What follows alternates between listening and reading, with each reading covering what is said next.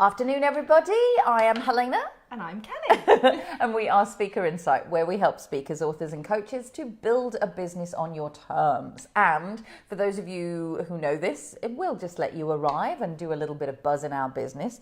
And for those of you who are watching this on a replay, please, in the comments below, pop a little hashtag replay because we love a little bit of that. Hi, Sarah. Welcome, welcome.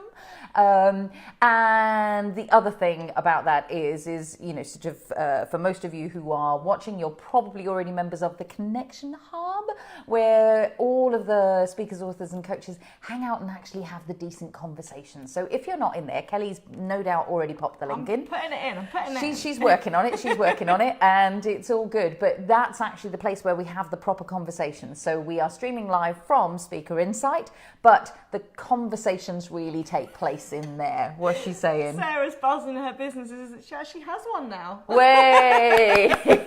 Congratulations. Well launched is all I can say, and we look forward to supporting you in that because I know that you're part of the membership as well, so that's really good. Congratulations, honey. I'm delighted, especially personal interest wise, because it's been a little while in coming. Amy's so here, congratulations. as always, watching from over Morning, the pond. Amy. Morning. Enjoy your coffee with us. Croissants, hopefully. We'd like pictures of breakfast, should that be relevant in its own little way. So we will start off with the buzz in our business. So please pop the buzz in, sort of like in the way that Sarah actually has. Our buzz in our business, the things that are of interest that we've just done or that are coming up, we actually had a brilliant Connect and Create Day last week. Loads of very wonderful people. Sold out again. Sold out indeed.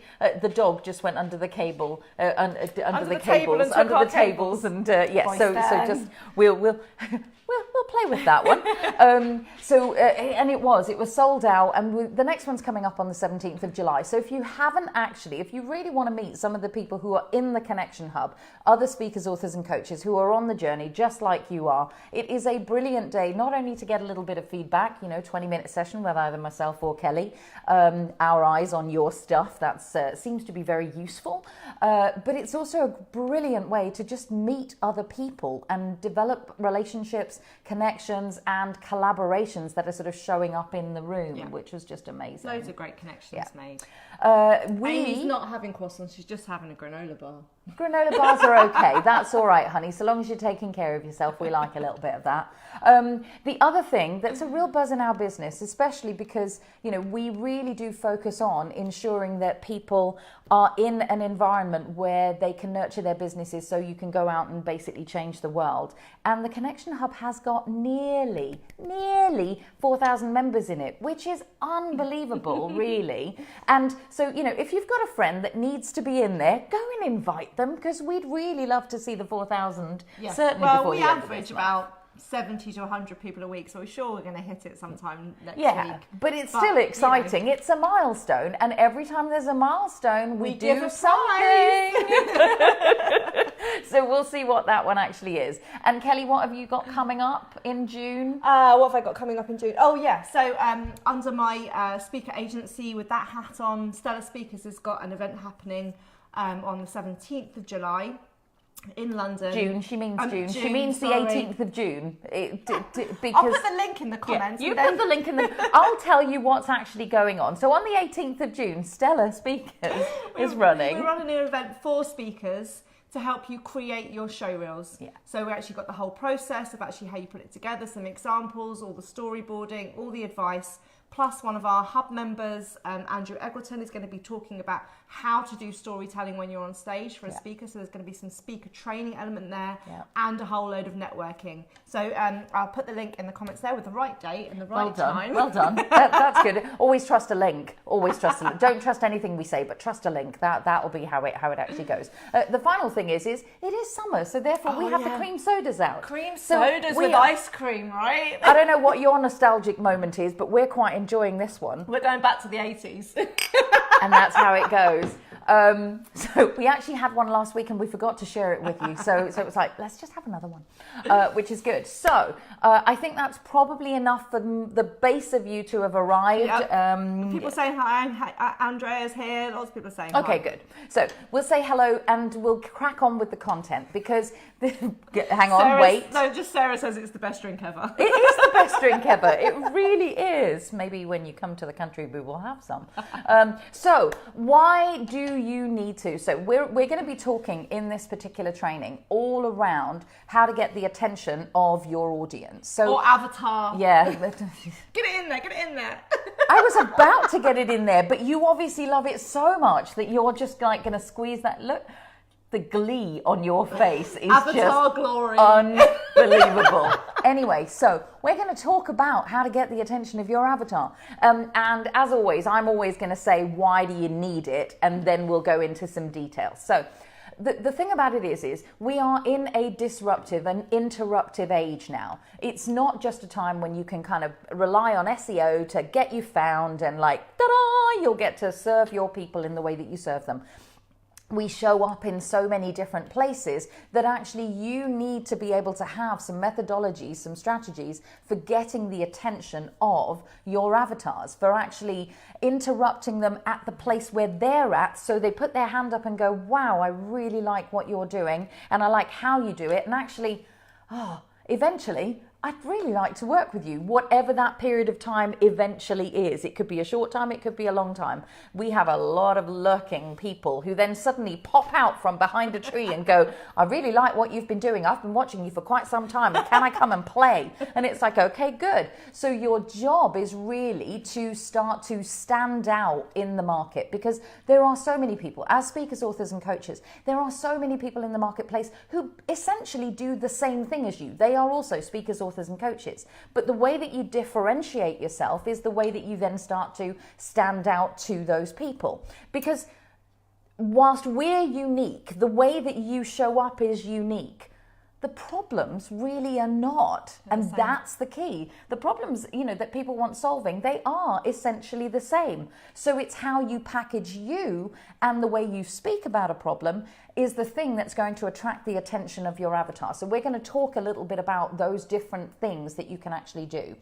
And the thing about it is the more attention that you have, the easier it is, of course, for you to make your offers and get your likes and get your comments and really start that relationship going. Because we are in an age, or certainly in the world that we are in and are holding a space for, we want you to build relationships, because relationships are the things that good business is founded on.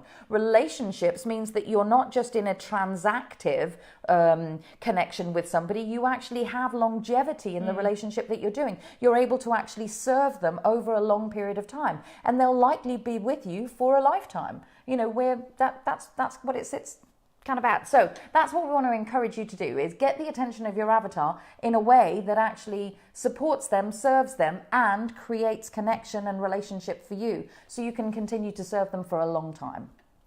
So if any of you are new, I know we've got some new people on here, so welcome. Get some pens and paper out, because as always we train, right? This is Truly. known for in our Facebook Lives. We share a lot of resources, and there are going to be quite a few resources in this one, some stats, some places for you to check out. So please have something to hand. Yes. What we want to go through today is some practicalities. So how do you get the attention, right? So we know that it's really important. Helena's framed that up, of the importance of that. Yeah. And as we said, the problems are the same, and we want we want to help you.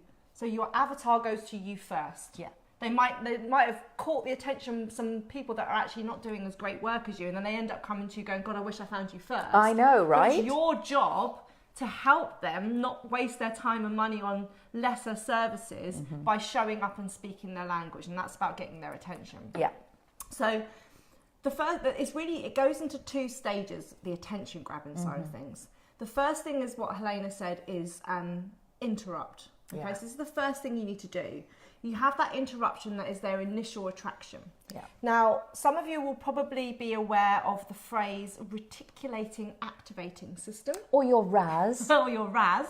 Especially any of you who have watched The Secret or Into the Law of Attraction or all those. Or NLPers in some way. And that is just that part of your brain that whether you're consciously or subconsciously thinking about something, it's on your radar from a perception, whether you see it on billboards, hear it on radio adverts, pick up on it in conversations. Yeah. Your RAS is somewhere listening to this thing. Yeah. And this is the thing, we want to find out from your avatar, what's their RAS at the moment. Completely. Because then, you know, you can do it from a strategic point of view. It might be seasonal. Yeah. So say, for example, you've got like E&K, like an accountant and stuff. At April time of the year, end of year filing, you'll hear loads of adverts on the radio for Xero and all these types of things about how to file your accounts online. Or making it easy for the years to come. Yeah. Don't want the headache of that next time? Here you go. Because the RAS of business owners around April time is, oh bugger, I've left it late again. I've got to file my end of year account. So it's on their reticulator activating system of, I need to do this. How do I do it simpler, quicker, and not get fined? So that there are seasonal things. I was speaking at an event with Gary King this month, and I used this example because it's one of my favourites. Is you have to think, if somebody was reading a newspaper and they had the radio on, they're subconsciously listen to the radio, but they're here, and then something goes on the radio as an advert, and they go, oh, that was me, I need that. And one of the examples of that is Corsadil mouthwash. Oh, right? Yes. I love this. I'm glad I finished my cream soda by the time you're about to say this. But I love this example when it was on the television, and I did share it in the hub last week. Yeah. But what their tagline is, for people who spit blood while they brush their teeth, right? That's what it says on the tin. I'm not their advert, I'm not their avatar, but if I was, I wouldn't actually be Googling and looking for SEO about, how to stop. Maybe I would, but it's probably just one of those things that's niggling at me, but it's not something I'm really aware of. Yeah. But as soon as I heard that tagline, it would be like, that's me, that sounds like me, what have they got to offer? Yeah. So I want you to think really specifically what's going to make that person go, that's me, I'm looking for it, right? For anyone that's actually seen Up the movie, it really is the squirrel, squirrel, that moment. I know you'll set my dog off. Oh, good point, well made. So think about what's that thing, what's that phrase, that offer, that language, that headline that's really going to... Or the invisible thing that they're actually worried about, but they're not thinking they're worried about. Like the bleeding gums is one of the things that people think, I'll deal with it one day. Okay, so you've got to think about what are those things that are actually going to get the attention, first of all. And then once you've got their attention, you have to nail it there, right? Sorry, Memnia's comments making me laugh. As a dentist, I cringe. Bloody mouthwash. Sorry, Memnia. Anyway, let's go. We're not doing your business around your dentistry, so it's fine. It's all good. So once you've got their attention, then you've got to hook them, right? You've got the hook, now you've got to reel them in, okay? So the hook is there, I've got them, now you've got to reel them in. This is the second stage. Agreed. And this stage is all about delivering content. Yeah. It's, okay, so how can I basically demonstrate that I have solutions to help with this thing that I've just pricked your ears up about? Yeah. How can I demonstrate some results, some proof that what I've got is going to help you? Yeah. How can I build trust and rapport with you over showing my expertise, showing some case studies, showing some empathy, right? The language that you're using with your avatar is so important. So this next stage has to be content. But this is where I think people go wrong. They focus on, you just got the giggles today, I do. No, keep going. You were doing so well. Thanks. So most people go, they get their attention, and then I see it happen all the time. Oh, I'm a blah, blah, blah coach, and I have a 6-stage process, blah, blah, blah, that will stop it. Drives me insane. It's just they go straight into, this is what I do, this is what I do, this is what I do. The person doesn't care yet, right? You've got their attention. Now you need to make it all about them. The conversation needs to go, what's in it for you? What's in it for you? What's in it for you? Yeah. That's all you need to be talking about at this early stage of getting their attention. Yep. I was talking to one of our clients about their LinkedIn strategy and the fact that, I get LinkedIn messages galore, and so many people have written to me and then said, hey, I'd like to connect with you because I do this, I do this, I I don't care. I don't know you from Adam. If you come and offer me something that's of value to me, and you know, my time is really valuable. Yeah, Thank you very much. Sell me a course, It's like, yeah, exactly. But it is. It's one of those. Actually, my time is so valuable. Why would I? You know, if you speak in the language of my problem, if you speak in the language of the hook that just got me, then I'm not going to be the one that got away. Yeah. But if you start to put me off by simply telling me what you do, I'm going to go, well, how's that relevant to me? Bye. Yeah. So don't, the first thing is, the first stage once you've got them hooked, the second stage is don't sell. Yeah. Don't sell yourself and don't sell a product. Too right. Okay? We just need to offer solutions, show examples, show proof, basically be guiding them the way that you've got this problem, now this is the next stage. Yeah. Okay? So one of the questions we get a lot, my pet peeve. Pet peeves. And Amy's Googling the mouthwash advert. To just annoy them there. Yeah. So this is the pen and paper time, right? A lot of people say to us, how do I know what the Raz, what's the Raz in my avatar's head? Yeah. How do I find out what it is? So these are some resources that I want you to write down.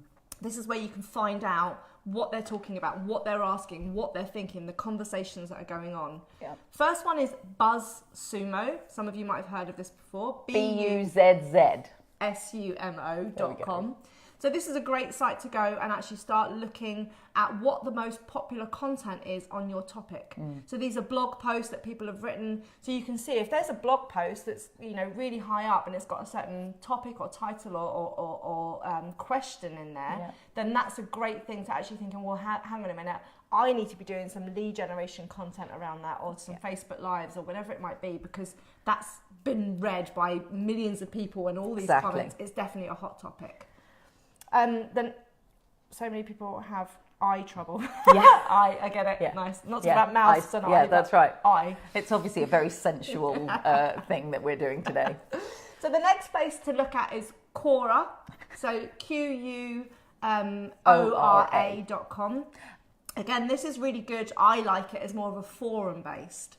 So if people are asking questions, you can actually go on there and actually look. You can put topics in, or you can put keywords in, and you can actually look for the specific questions people are asking. And that's, for me, great things to be doing your lives and stuff on, right? Because it's answering those things that they're looking for answers for. Yeah. So it's really good lead generation content. We actually had so someone in Changemaker Central, you know, sort of in our membership, she was looking not only for her avatar but looking specifically for some of the things that actually went on in there. And I would honestly say, if you're going to go on Quora, set a timer. because you know, she literally went down the rabbit hole and she just came out going, oh my goodness, I have things to talk about for years to come now. Yeah. And that's the whole point. Yeah. And I like this next one for that reason as well. It's called answerthepublic.com. So all one URL, answerthepublic.com. And I love this because the diagrams that Answer the Public comes out with a topic about all the things that you could do content on, or ask questions, or, you know, provide resources and you need to go and look at it just to understand what she's talking about, because it is really just phenomenal, and it is a bit of a down the rabbit hole, but it's visually beautiful. I love the guy that just scratches his head and he's like, it's really well designed. Go look site. at Go it. and look at Answer the Public. The other thing to do is to get onto conversations that are happening already. So this is actually looking in their head and understanding what's going on behind closed doors. Yeah. But also I want you to make sure that you're on top of what's trending. Okay? So you can see what's trending on Twitter, but you can also look at Google Trends, which is another way of actually deciding what's trending through keyword and stuff in your industry, so that you can join active conversations and come in. This isn't so much the interruption side of things. It's more about actually joining in conversations and putting your viewpoint across, which we'll talk about in a minute. They're liking the resources. She loves Answer the Public too. Okay. And then the thing that we do, well, I do a hell of a lot, is hanging out in Facebook groups where my avatar is, right? So I always say to people, find those 5 groups that have got 5,000 plus members, really engaged groups of your ideal avatar, spend half an hour a day scrolling through the comments and answer their questions that they're doing, but also make a note of commonly asked questions and create a lead gen resource around that. So we did this for like 6 months, didn't we? And our commonly asked questions are, what CRM system should I use? What content management system should I use? Yep. How do I get speaking gigs? How do I get speaking gigs? That one comes up a lot. How to create a show reel. Yeah. How to grow my Facebook following. So these are things that we've got Facebook Lives on, and we just post the link to the Facebook Live. So for those of you who think that, you know, you guys just know it all, etc. No, we're just, well, yes, we do. No, we don't. No, it's true. But what we do is listen really well. We listen to what is asked and what is looked for. And so we understand and we know our avatar really well. So those two things combined is what gets the attention. That's actually what keeps people doing #replays, or, you know, sort of, because we probably have somewhere between, I don't know, 7 to 25 people live, and yet the views of these trainings is massive. Why? Because we're speaking in the language of what people are actually desiring. Yeah. And as I said, from a different point of view, this has been our growth strategy. Completely. You know, to date, what are we now? May. Yeah. So we've been going for like 15 months or something. Yeah. We've not paid any advertisement. We've not done joint ventures yet. We're still at that stage of organic growth through people referring and from us just showing up and giving resources like this. Exactly. Kelly has an invisibility cloak as well as her Supergirl. Let's not go down that route. She means it's because you actually do show up everywhere. Oh, right. Yeah. Okay, fine. You are everywhere. So what I've just listed there: Buzz Sumo, Quora, Answer the Public, and Google Trends, Yeah. Twitter Trends, and Facebook groups. They're probably ones that we use the most. There are many more on that, but let's just start with a few to get yourself in your avatar's head to find out their RAS. Yeah. Now, what do you do when you're there? How do you get their attention? Yeah. Okay, we've sort of spoken about this a little bit, but let's go into more depth. Yeah. The first thing to do is name the problem, call it out, right? And then tell them why you think they have the problem. So the common reasons why people have got this problem, rather than just going in and saying, I help people with headaches. Yeah. Right, I'm saying this because I've got a stonking headache She today. really does. But so, for example, if someone was coming to me and that's on my RAS, right? If I heard stuff about headaches, I'd be like, yeah, give it to me today. Yeah. But the first thing is I'd want people to actually qualify. Well, tell me why you think I've got the headache. Is it a hydration headache? Is it a caffeine headache? Is it a lack of sleep headache? Is it a blah, blah, blah headache, right? Who was it that somebody told me about a kebab headache? Oh, it was me. I was like, yeah, that's totally me. Anyway, digressing. Keep going, honey. Hilarious. Everyone's going to ask what a kebab I know, I headache is. totally agree. I'm like, well, Anyway, I'm not going to tell anyone. So this is the thing. Name the problem, call it out so that they get their ears pricked. Yeah. I've got that. Yeah, And then they've go- all got that now. And then have a little bit of intrigue. Oh, I've never heard of a cluster headache before. How's that different to what I might be? And so you create that little bit of intrigue to actually start qualifying. Oh, this person might know what they're talking about because I've never heard of that before. Or they're at Exactly. least empathizing that they understand why I've got this problem. Yeah. The next stage of them is then give them some solutions. Please don't do a whole dragged out, oh, if you do this, and actually you never really tell them the bloody solution. No. If I've got a headache, I want you to solve it now. I'm not going to wait for 3 weeks. So this doesn't mean you have to solve the fact that why they've got their headache, first of all, which might be diet and lifestyle and sleep and blah, blah, blah. But you need to solve the immediate problem by putting the plaster over the wound to get them into a level where they can think straightly so they want to explore more. Exactly. Right? So if they might want to go here and completely change their lifestyle, but at the moment I'm just going to solve their problem with a headache. Yep. So you're going to tell me how much water to drink, to take some magnesium, to have an Epsom salt bath, all the little tiny things, which is free content that basically I could have Googled anyway if I had the it's time just to do that it. you're the curator of all of that beautiful information, and you make it tiny so they can do it. Yeah. But the fact is that you're actually going, I don't have to search through 20 different websites. I'm going to give you all the reasons why you might have one and all the solutions depending on what you've decided it is. Yeah. The next thing is then really important, and I think a lot of people forget to do this, is the relate to them. Yeah. That whole thing about empathizing. Don't just go into a sales and an expertise and I'm the specialist.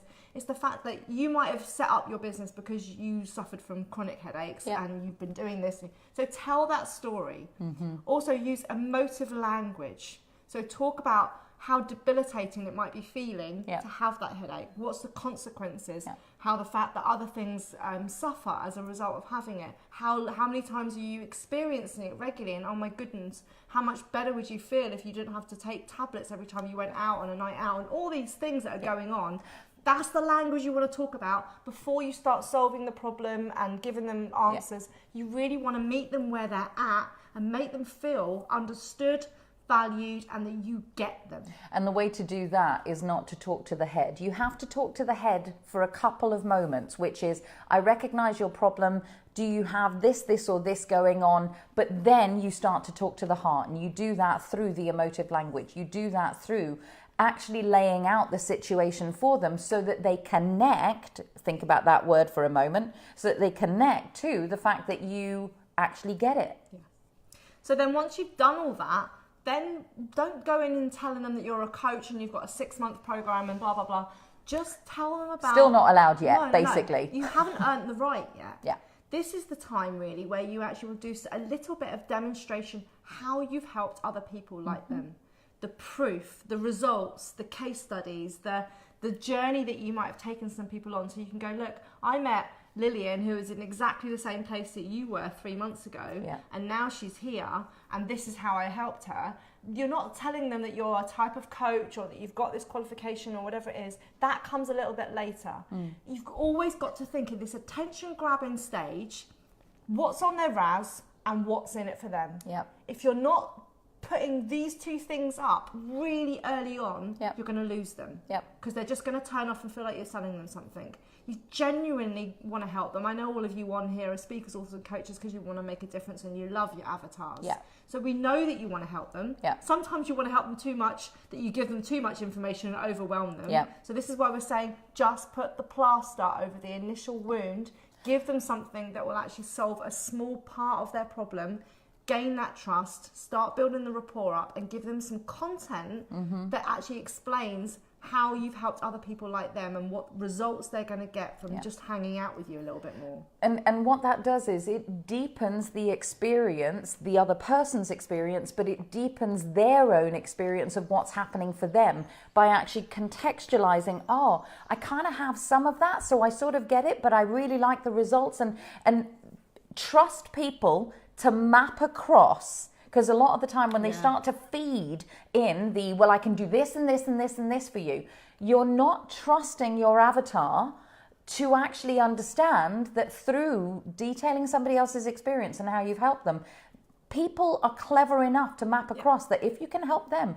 you can help me. So you do yourself and them a disservice when you start slapping stuff at them that's all about you and how you can help.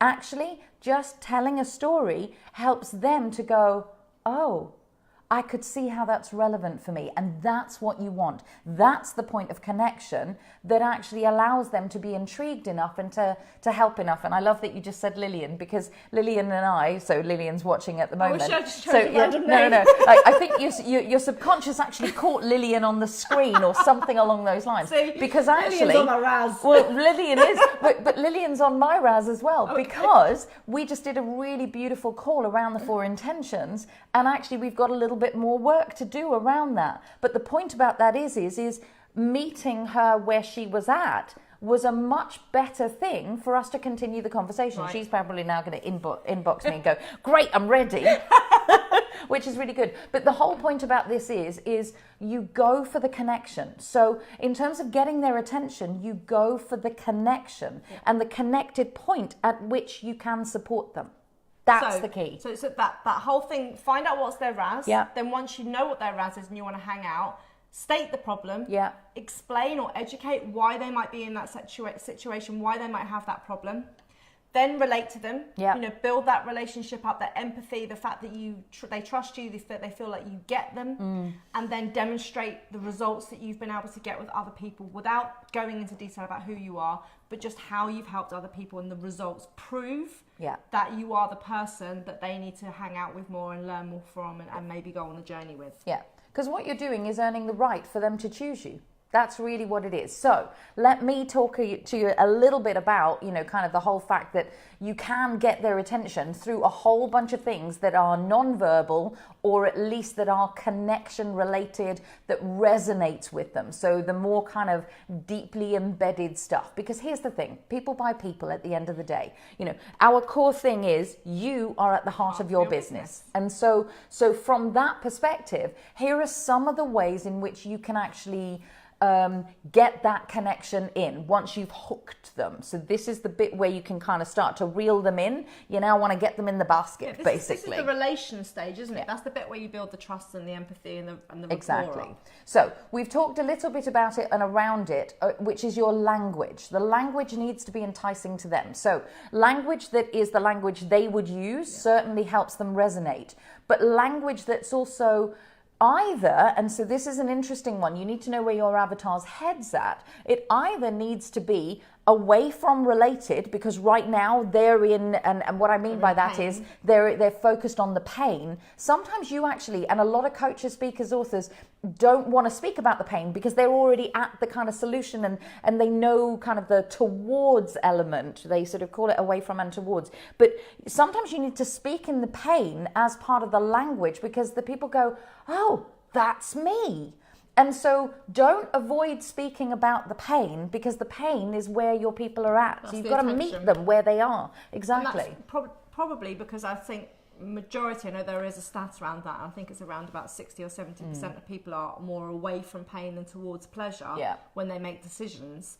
But that's because pain means that you need to deal with the problem right now. It's in your face. You haven't got a choice. To maybe, you know, have that extra income or take another day off work or whatever it might be. That's what my old coach Dennis Waitley used to say is a someday I'll. Yeah, that's right. Someday I'll do that. It's a nice to have, but I need to deal with this first of all. So most of the time you'll get the attention when people go, I need to file my accounts. I've got bleeding gums. I've got whatever it might be. And so we're saying don't be afraid to use that language, because actually that language is at this stage what's going to resonate with them tremendously. The other thing is, you know, don't be all highbrow if your people are actually on the ground people. You know, use language that actually is commensurate with their intelligence, for example. So when I worked with John Walker, from Product Launch Formula, he said that he would never use any more than second grade language in any copy. I'm about to get political. Yeah. That's why Donald Trump got voted in. Anyway, right. So I'm just going to move, but you get it, right? It doesn't make you might think that it actually puts more of a, that person's really eloquent. And it'll put them off. But they just need to get stuff really quickly. And any word that could be ambiguous or they might not know the meaning of it, use second grade language. Yeah. So by that standard, language is really, really important. And if you need to, get someone to look it over, get some feedback on it, because what you write down in order to say or write, it's different when you speak it. So that's the value of having somewhere where you can get feedback on what you're putting out in the world. So what do you mean, like our membership? I wasn't actually going there, but yes, you also like Feedback Friday. You're hilarious. It was like, I do seeding without even realizing it. You see, look, that's kind of how it works. So the second thing is the tone and the attitude with which you actually show up. So we say a lot of the time, don't, be Marmite, don't be vanilla, although vanilla was yummy. I'm just letting you know. So what we mean by that is that the tone in which, the tone that you set, the kind of, the personality, like we love to have fun. One of the things that connects us, well, the three top things that connect us really are structure, fun, and connection. And dogs. And dogs. Well, on a tangible, practical level, yes, woofs definitely too.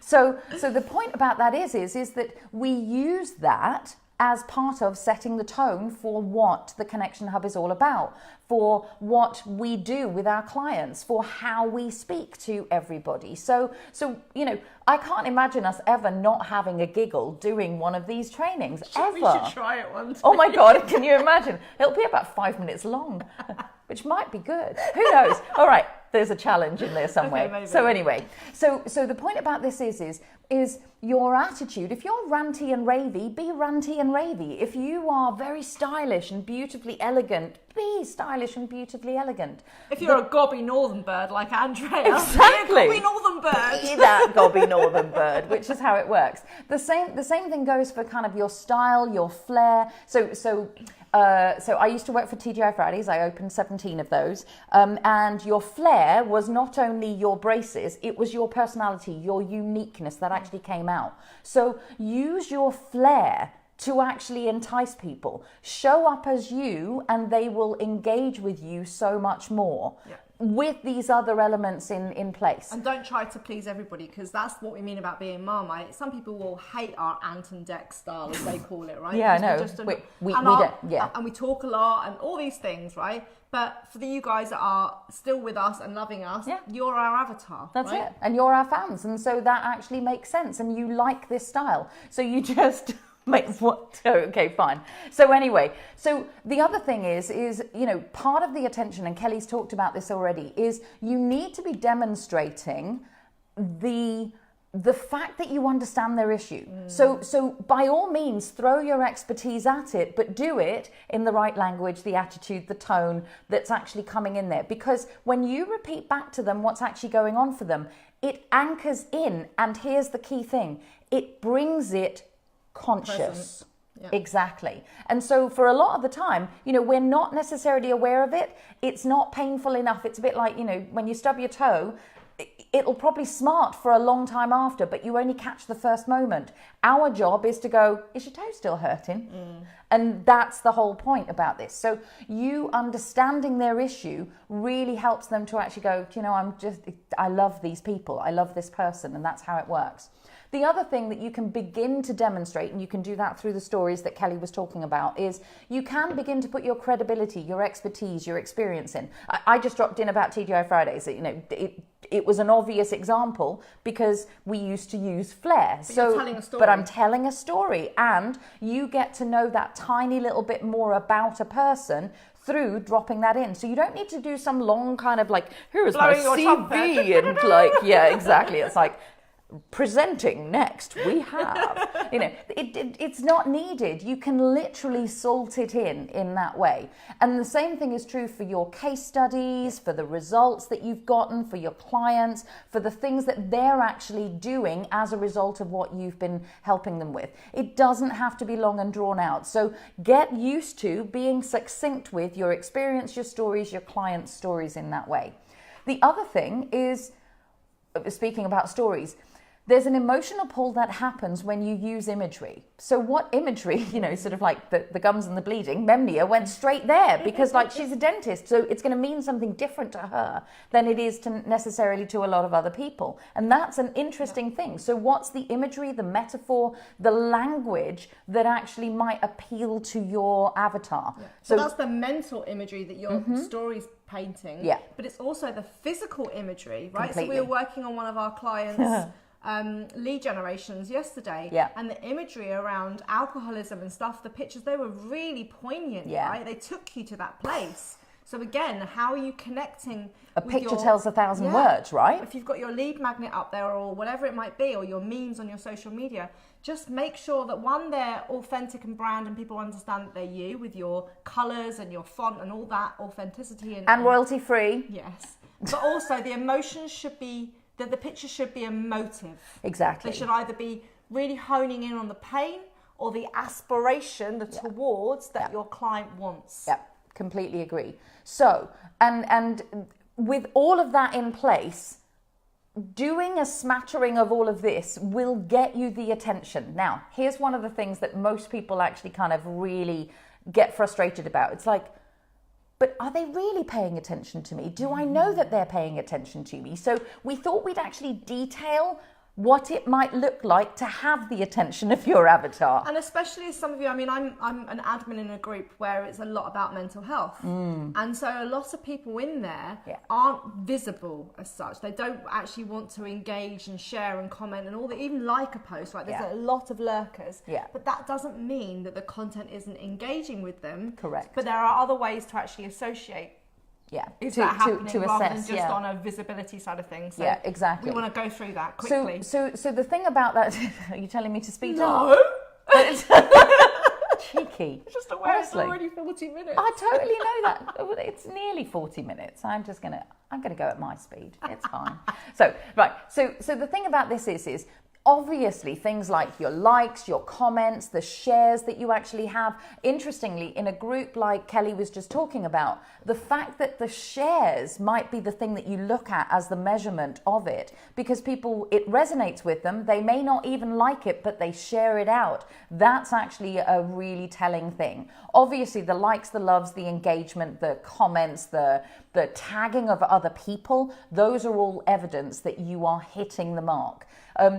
The downloads of your free resources. So, you spend time and effort listening, you create some lead magnets that work, and they download those. That's them definitely listening and your message resonating, right? And I see a lot of that where people will download the resource because in that way it's not visible. Okay, the owner will know that you've downloaded it, but the public nobody else don't know does. that you're voting it. So, especially if you're a coach and you've got an area that it's like, how do I earn more money? Sensitive, yeah. And people are like, I don't want to show that I need to earn more money. I don't want to comment or like that, but I'll download the resource because I need the help. And that's exactly So it's actually when you've got those opt-ins, that's Yeah. why we love to encourage you to create lead generation, because it's another way of seeing truly how important that subject is to your avatar. Yeah, and the fact is, it's still all of these are the beginning of relationships. So another one is they start to actually have a conversation with you, either publicly or they send you a private message in some way. They start to actually, and this is actually interestingly, Kelly is actually out in the world a lot more. I'm actually behind the scenes a lot more and kind of speaking to people. So don't message me unless it's really, no, I'm kidding. I'm the Raz. You are. And you're the I am. The rapport builder. Yeah, really. I really am. And so do it in your way is basically what we're saying. So part of knowing they've got their attention is I get a lot of people ping me in you said this and it really resonated, but they don't want to do it publicly. So I actually make time and space in my day to actually handle those things, because I know that develops the relationship with a view to, however I can help them and serve them in that way. So again, be aware of who is your avatar, how do they relate to you, and how are you coming across at it. So just giving hope to those of you who actually don't want to be out there in the world, there are different ways of doing it, right? Now, the other thing is, and we love it when this happens, they tag you. Like when somebody else has an issue, they tag you to say, do you know how this works? We do this a lot in the Connection Hub. So we actually tag other experts that are in the Connection Hub that might have the answer to a question that's being used. So that works really well. This one is a funny one for me. Sometimes, you might have a little autocorrect thing or a typo or that sort of thing. When they actually, really, truly, they ask you to correct those, that's engagement. That's them caring about you so much that they don't want you to be seen in a different way. And we've honestly had 2 people who have done that in our 18 months of 15 months, whatever it is, that have actually been on our retreat, that literally, or before they went on our retreat, they had actually done this. So they were so engaged with what we were doing that they actually sent us that through. So rather than taking it as an offensive thing, it's oh, wow, you really are paying attention. Not only How amazing. are you reading the resource, which a lot of people don't do, That's right. You're reading it with that much detail that you spot typos and tell us about it. Which is incredible. Thank you very much. We appreciate it in that way. We're usually pretty good. Things like they answer your newsletter, like they actually reply to a newsletter and they go, that was really useful, or thank you, can you tell me more about this? Again, it's any form of engagement that they actually have. Yeah. Obviously, an obvious sign that you've got their attention is they buy something from you. That's a pretty good one. But they also start to recommend you to others. So they refer you on to others. So they might not want your products at this moment in time, but they actually start to refer you on to others. And they basically start to agree with you, rant alongside with you, start to speak the language that you're speaking. Yeah. Those are the things that allow you to know that you've got the attention. It doesn't have to be direct connection. You can start to look for evidence that it's actually happening. Yeah.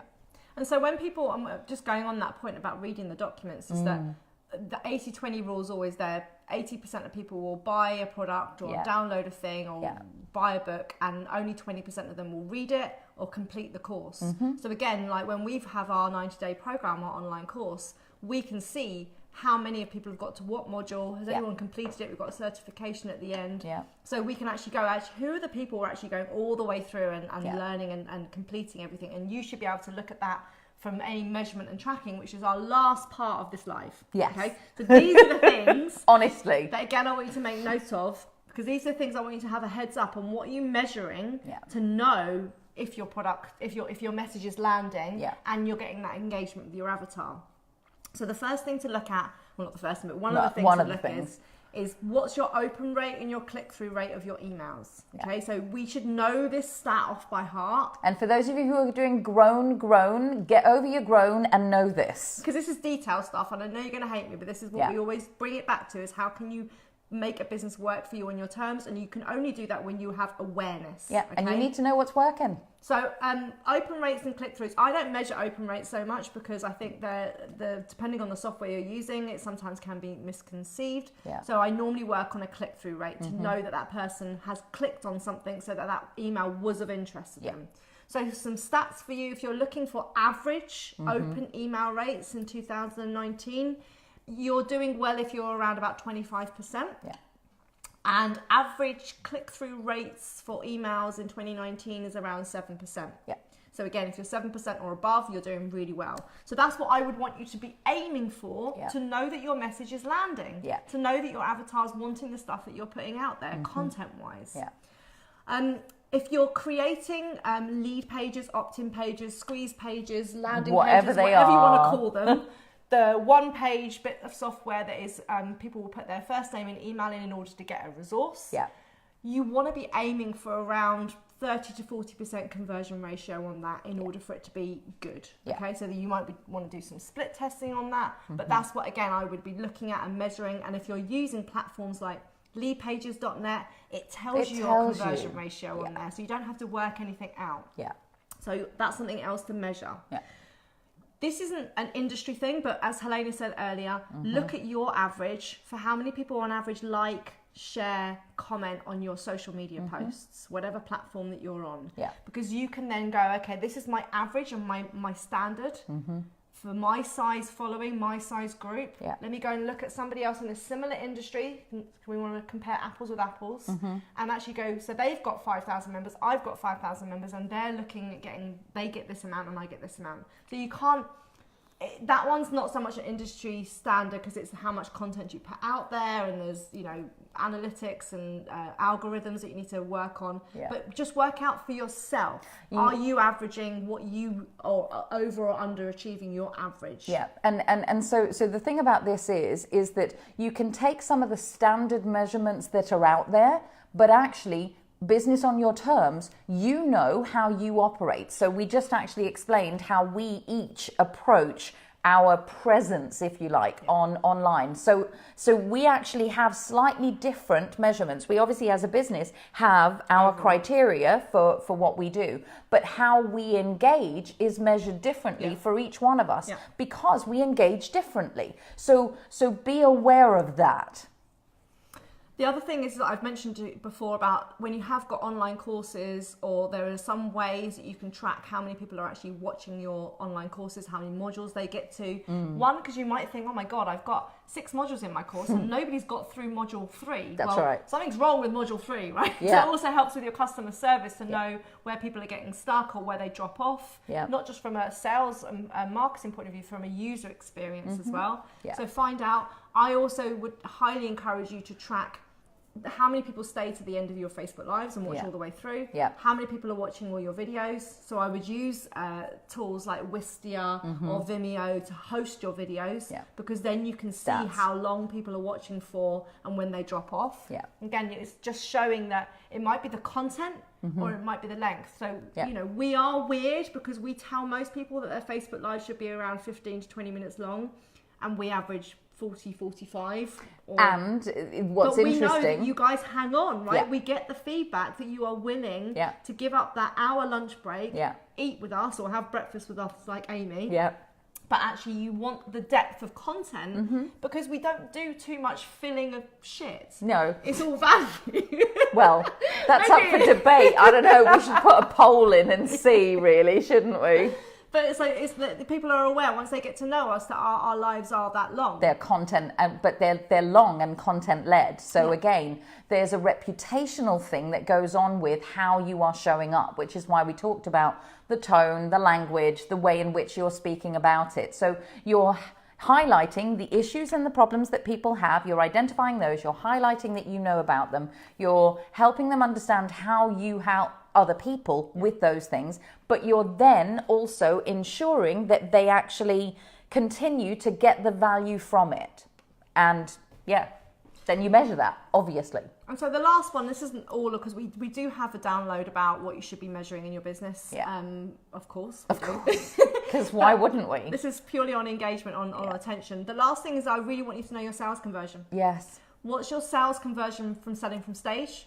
What's your online sales page conversion? What's it like in one-to-one meetings? Yep. What's it like at the end of an event, in back of room sales? All these types of things, you should know your average conversion ratio, so that one, you can improve it, but also it's great for when you're doing joint venture relationships and etc. These are things to know.